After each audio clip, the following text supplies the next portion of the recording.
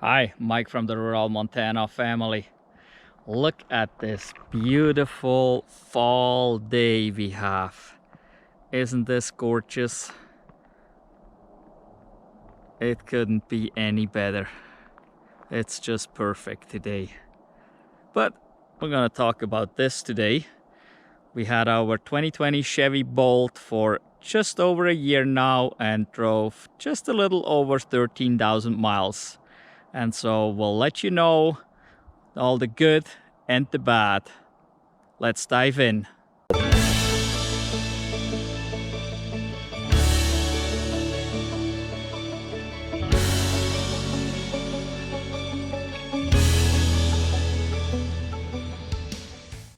We picked our 2020 Chevy Bolt LT up in Seattle, Washington at the beginning of October 2020. And we have a whole bunch of videos we've made with this Bolt, how it does in the wintertime, how it does in the summertime. Did a lot of road trips with him, and so I'm gonna put a link at the top of the screen here and go check out all those Bolt videos. In case the link doesn't pop up, look down below in the description for it. So what were the good things, what were the bad things? Well, let's start with the bad. There's actually not very much bad we can say about this car at all. There were three things that we took it to the dealer for. One of the things was this pin here kept popping out when we opened the trunk lid, and then we pushed it back in, and next time it popped back out. So we had the dealer replace this pin. The second thing was this little panel here. I hope you can see this. It's popped up. It's like it's not attached right there. And we asked them to reinstall that properly or replace it, whatever needed. Well, they replaced it, but as you can see, it's still not right. We were told that with the summer heat, this probably will settle and then just be fine. But if that would have been the case, the first one that came from the factory would have done that already. As we went through the whole summer with that first one, that was exactly like this one. And if we look on the other side, I hope you can see that. On the other side, it's just fine, not a problem there. And I know there's others that have this issue on the Chevy Bolts, not just on the 2020s. So if you have a Bolt, check it out. Or did you know this already, that you had this issue? Were they able to fix it for you? Leave me a comment down below, please. Let me know if you have the same issue and if they were able to fix it or not. And this here was the last item. The touchscreen worked, there was not an issue with it. But our radio, AM/FM radio, quit working. We couldn't get any stations anymore. XM was working, and everything else seemed to be working, but no AM/FM radio. I suspected that either the antenna got disconnected or the AM/FM tuner was bad. The AM/FM tuner is actually a separate unit. It's not part of the touchscreen, and it sits way under the dash, hidden somewhere. So the dealer checked into it and they decided they need to order a new head unit, which means the whole touchscreen. They replaced the whole touchscreen and everything was fine. A little bit annoying about that was that this whole touchscreen has all our settings in it. The settings how this dash here looks like, the settings how this whole thing looks like is all in there, and they replaced this. And when I got it back, it was all different. I guess like a factory setting, you could say. All the radio channels that we had saved were gone. Everything was gone, and we had to start over again. It would really have been nice if they could have downloaded all the settings onto a laptop, replaced the part, and then uploaded everything again. So it would have been the same. That's it. Those were the only three items we had issues with, and we had to take it to the dealer for that. Which for us is kind of inconvenient because we're 35 miles away from the closest Chevy dealer. And we really don't drive to town very often at all. So we had to take the Bolt plus another car, go drop off the Chevy, go back home, do the same thing again to go pick it up, even though they have not replaced the part yet because they had to order it. And then we had to do it all over again to get the part installed. Which, yeah, one of the 2 times at least we were able to combine with a shopping trip in town. But it's kind of inconvenient. It would be really nice if Chevy would offer a mobile service, just like Rivian and Tesla does. That would be wonderful, at least for us. If you live in town or close to a Chevy dealer that actually works on the Chevy Bolt, that's not a big issue at all. So that's just for us living in the boonies an issue. But the Bolt done great for us. We put it to the test many times and it always performed great. Flawless. We didn't have any rattles. We didn't have anything. It was just really good. It's not a large car, but for the size car it is, it's actually pretty great. We had 4 people in here traveling. We had luggage back there. It was good. This was actually our first trip coming home from Seattle, 500 miles. Again, there's a video, so go check it out. And we took it on other travels. We took it to Yellowstone National Park. And again, we got a 4-part series video about it, so go check it out if you haven't seen it yet. But it was my daughter and I with all kinds of camping equipment. We were pretty loaded, but it was just fine. The car performed great. We figured out all the little tricks with it, and you know, you can extend the range extremely in this Bolt. It's amazing. And once you figure out how this Bolt really works, it's great, even for traveling.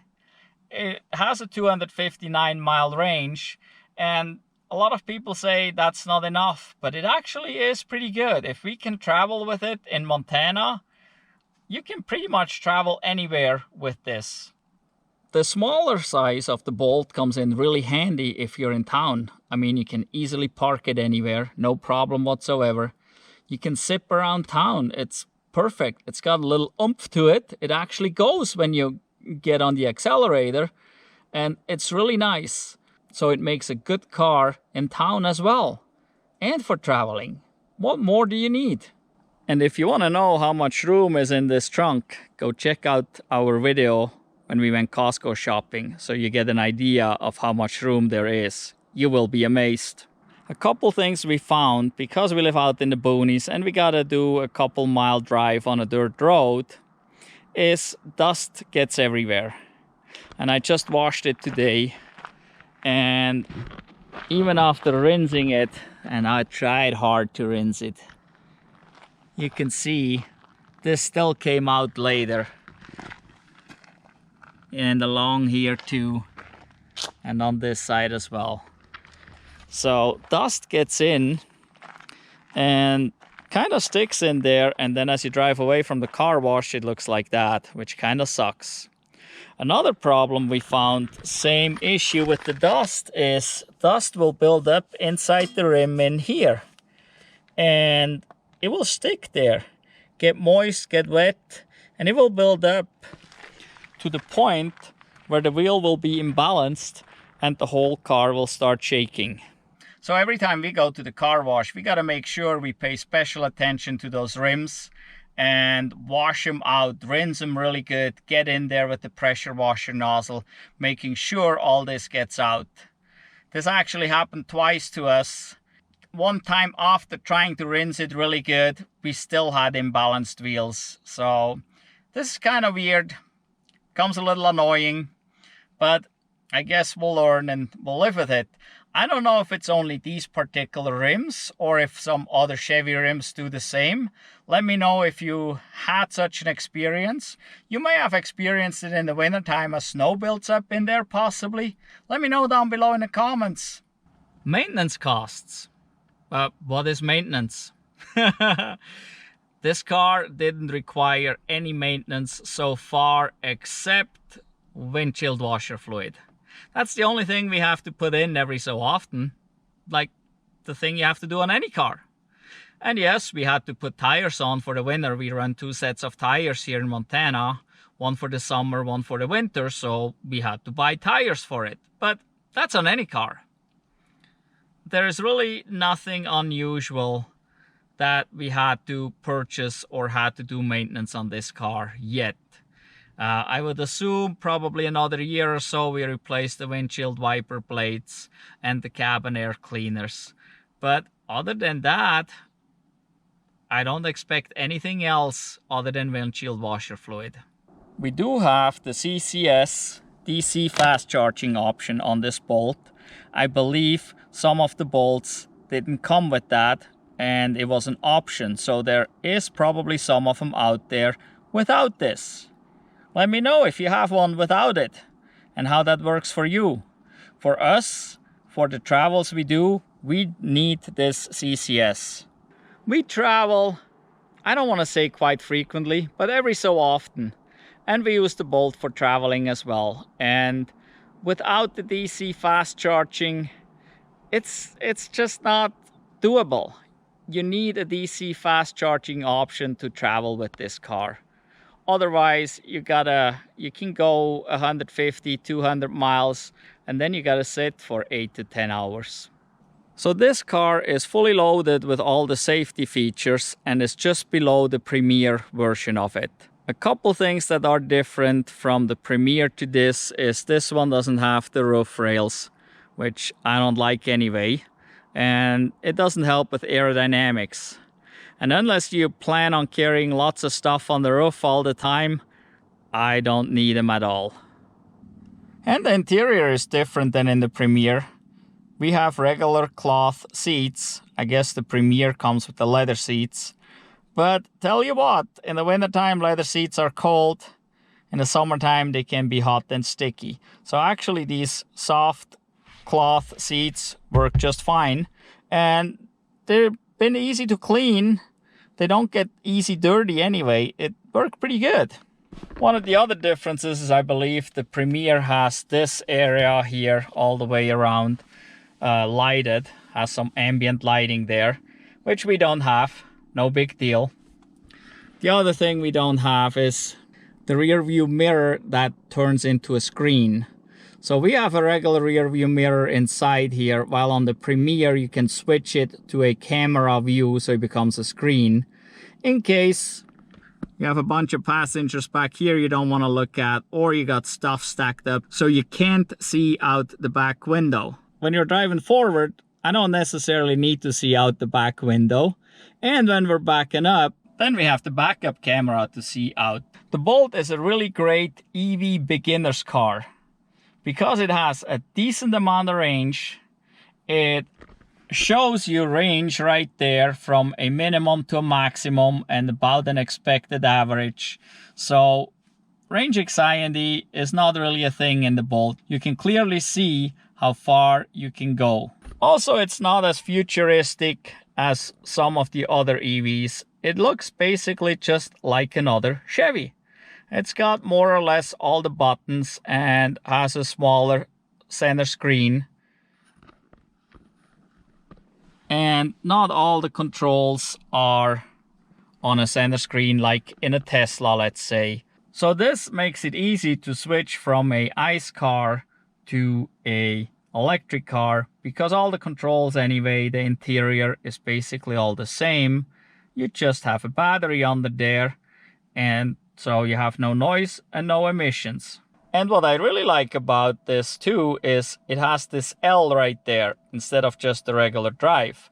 And L, well, that's a leftover from ICE cars from low, but what it does, it makes this car to be driven with single pedal. That means you're actually controlling everything basically with the accelerator pedal and only need to step on the brake if regeneration is not strong enough to slow you down fast enough. But the car will come to a complete stop and hold even if you don't step on the brake. Sometimes this car made some weird noises at unexpected times. It made a noise mainly like if you're trying to shift into park on a nice car while it's still rolling.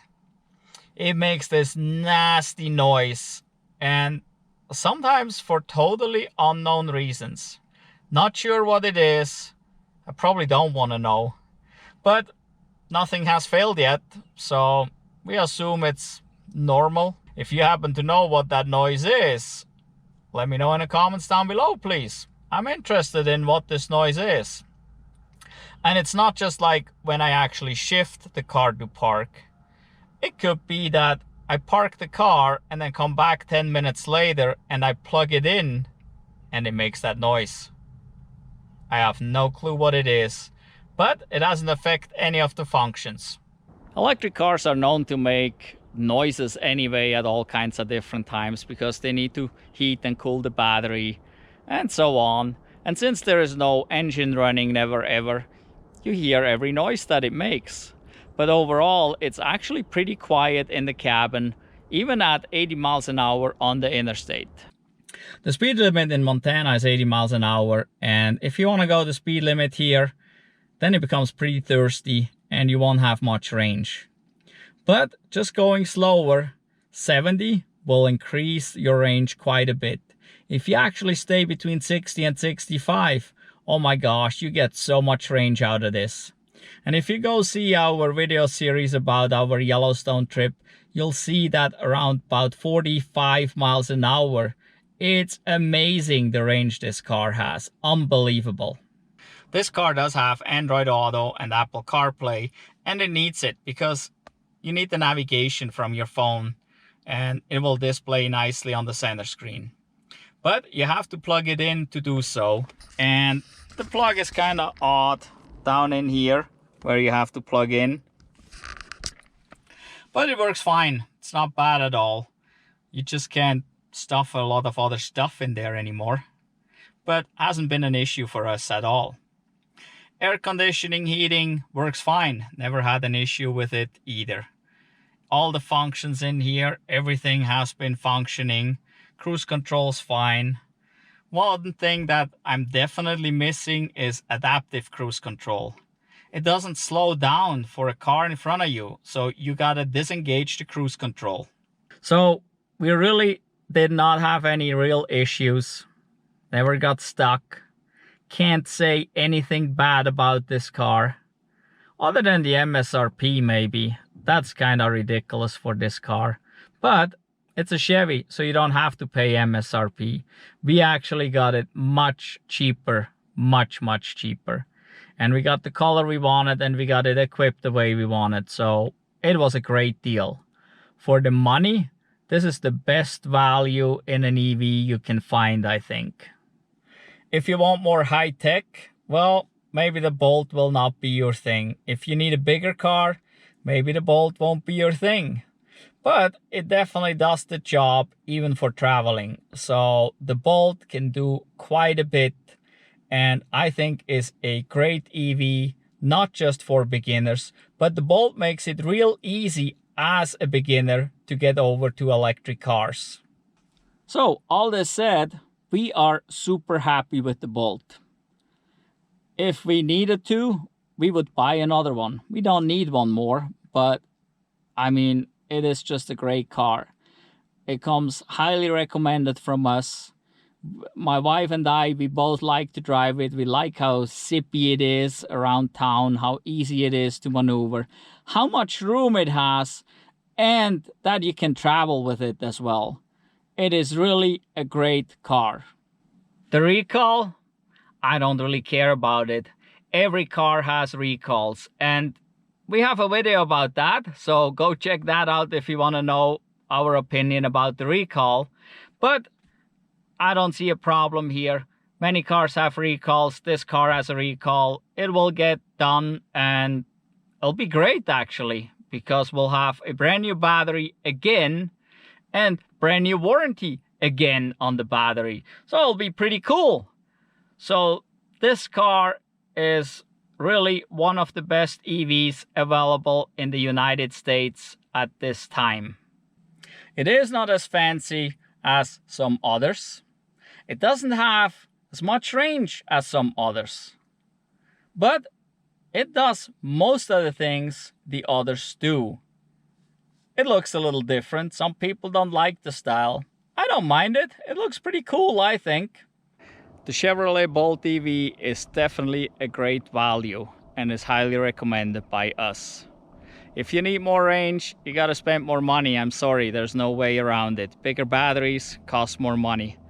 But this Bolt, it can do a lot. It probably can do for 90% of the people out there. In any event, if you like this video, please give us a thumbs up. If you haven't done so yet, please subscribe to our channel and hit the notification bell so you don't miss out on any of the future videos. And now let's take a last look at Montana fall.